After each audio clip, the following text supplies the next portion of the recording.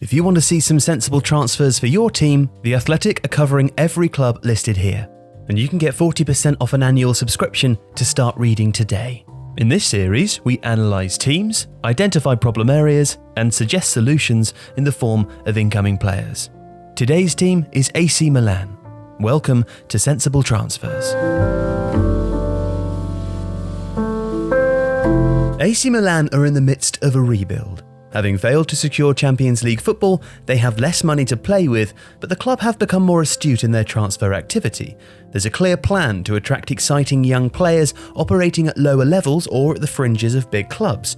They can deliver on the pitch, develop, and then possibly be sold at significant profit. Milan seem to have been looking at how Borussia Dortmund, RB Leipzig, and Atalanta do business, and they want in on the action. As well as the approach of looking for prospects, Milan are keen to add dynamism and pace to their preferred 4-2-3-1. Pierre Kalulu, a France under-20 international right-back who can also play at centre-half, has been brought in from Olympique Lyonnais, and this signing should be considered indicative of the club's new approach. For example, Wigan's Anthony Robinson was nearly signed in January, but his medical surfaced issues and the club put a hold on the transfer. And this summer, there's a little more room for manoeuvre too, as Milan clear out some older players. With Lucas Biglia and Giacomo Bonaventura leaving at the end of their contracts, there's some flexibility in the wage budget. The club won't want to sell prime assets like Gianluigi Donnarumma, Ismael Benacer and Theo Hernandez, but even selling one would boost the coffers significantly. It's worth noting that Mino Raiola represents Donnarumma, Bonaventura, Alessio Romagnoli and Zlatan Ibrahimovic, and his stable includes a number of Dutch youngsters who could fit Milan, but it's hard to know how much this relationship will direct where Milan look. For the club then, the priorities are age profile, physical profile and development potential. We've looked at two key areas where they can employ this brief to upgrade.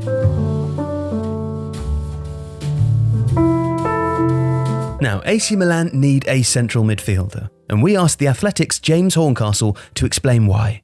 Well, they have a very complementary tandem at the moment of Franck Kessie and Ismael Benacer, but with Lucas Biglia's contract up, they need someone to come in and alternate with those two, and I think they're looking for someone with a versatile profile, someone who can play make but also get up and down the pitch, play as a number 6, essentially, and just dovetail nicely with either one of those players. Let's start with Renato Sanchez, who's had a renaissance season at Lille, making 7.6 successful pressures and 2.8 tackles and interceptions won per 90. His ball progression has been impressive too, with 2 key passes and 5.3 passes into the final third per 90. Importantly, he's versatile. He is most suited to playing as an energetic 8, but he could play further up the pitch, and while not a high-volume ball winner, his tackling is good if he's asked to perform more of a screening role. After possibly exploding onto the scene too early, Sanchez is now coming good on his early promise, and there's no reason to think that won't continue. Matteo Guendouzi may be out of favour at Arsenal, but he's still a very fine all-round midfielder. Less prolific in terms of key passes than Sanchez, but his 6.9 final third passes per 90 is higher. He's another high-energy midfielder. 2.8 tackles plus interceptions and 5.6 successful pressures per 90 point to a busy defensive contribution, and at just 21, there's more to come. A move away from London could refocus him, and there's a good player there who could well be available for a sensible price. Our pick, however, is Sandro Tonali.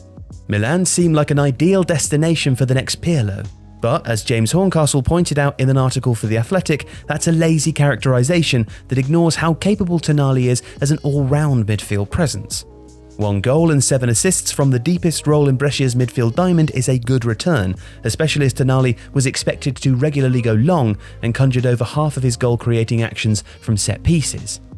That directness explains his low pass percentage, but that's a function of system rather than technical deficiencies.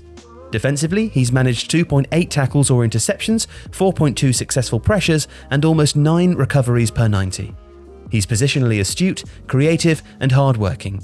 In fact, Tonali is potentially so good, Milan might have to rethink their 4-2-3-1 if they do manage to secure him.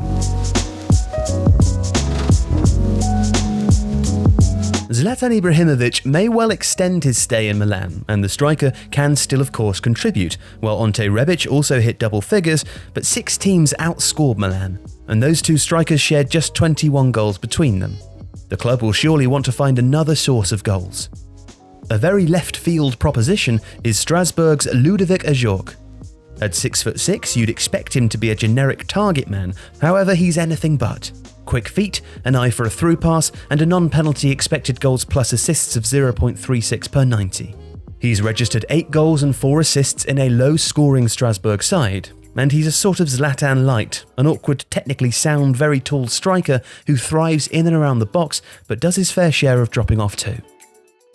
A more straightforward suggestion is Myron Boadou, who scored 14 and registered 6 assists in just over 2,000 minutes for AZ Alkmaar. Boadou is much more of a predatory penalty box striker. The benefit here is that he's significantly different from Milan's main options up front. He thrives on through balls, running off the shoulder with pace and sufficient physical presence to hold off defenders. Although his shot volume is low, 2.6 per 90 at 51% accuracy, he's efficient, scoring with nearly half of his attempts on target. Our pick, though, is Brelin Bolo, the Borussia Mönchengladbach striker who can also play as a right winger. He fits Milan's desire to bring in quick young players with significant development potential, as well as being flexible enough to play up front or as a dynamic ball-carrying wide man. 8 goals and 8 assists for Gladbach at just 21 years of age marks him out as a significant talent.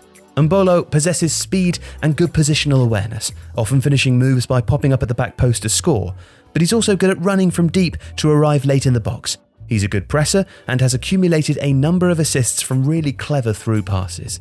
At 6'1", he's big and strong enough to play as a penalty box striker, but he can pose a threat from anywhere. If you want to read a sensible transfers piece about your team, then you're in luck. We've expanded the series onto The Athletic, where dedicated club journalists have written a sensible transfers style article for every club listed here. And you can get 40% off an annual subscription to The Athletic by visiting theathletic.com/Tifo Football transfers. And start reading today.